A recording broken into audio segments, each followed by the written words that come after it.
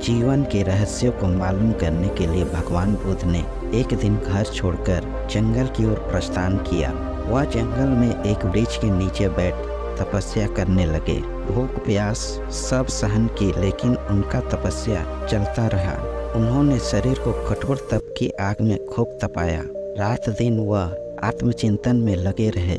इसी तरह काफी समय गुजर गया। शरीर सूख कर लकड़ी जैसा हो गया, फिर भी उन्हें आत्मज्ञान प्राप्त नहीं हुआ। उन्हें अब कोई रास्ता समझ में नहीं आ रहा था। उनका धैर्य और शक्ति जवाब दे रही थी। वह निराश होकर सोचने लगे कि अब हमें ज्ञान नहीं प्राप्त होगा, इसलिए तपस्या छोड़कर घर लौट चलना चाहिए। उनके मन में अब अनेक शंकाएं उठने लगी। व्यर्थ में जीवन का काफी समय बर्बाद कर दिया, इसके बाद भी कुछ भी न मिला। शरीर और मन को कितना कष्ट दिया, इसके बाद भी आत्म तत्व जैसी चीज न प्राप्त हो सकी। शरीर अत्यंत दुबला और कमजोर हो गया था, इसलिए उनके कदम लड़खड़ा रहे थे। वह चले जा रहे थे कि उन्हें प्यास लगी। देखा रास्ते में कुछ ही दूरी पर एक स्वच्छ जल की झील है। वह पानी पीने के लिए झील के किनारे पहुंचा तथा थके होने के कारण आराम करने लगे। आराम करने के बाद जैसे ही चलने को हुए, उनकी निगाह एक नन्ही सी गिलहरी पर पड़ी, जो झील के जल में अपनी पूंछ भिगो कर झील का पानी बाहर छिड़क रही थी और वह असंभव सा दिखने वाला कार्य बिना रुके करती जा रही थी।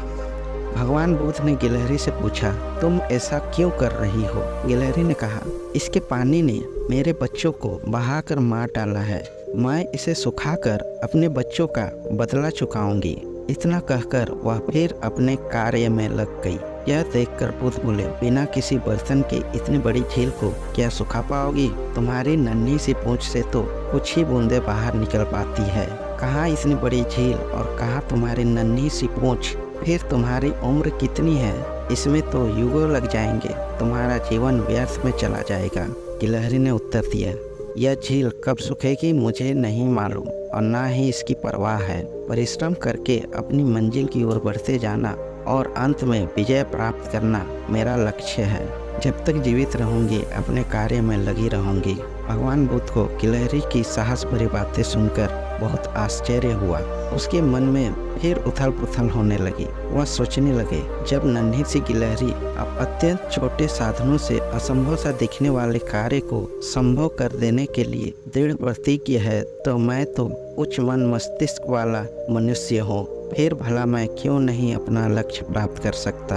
वह तपस्या पूर्ण कर ज्ञान प्राप्त करने का संकल्प लेकर पुनः वन की ओर लौट गए। इस प्रकार महात्मा बुद्ध ने गिलहरी से भी शिक्षा प्राप्त की और तपस्या में जुट गए। एक दिन उन्हें आत्मज्ञान प्राप्त हो गया और वे भगवान बुद्ध हो गए।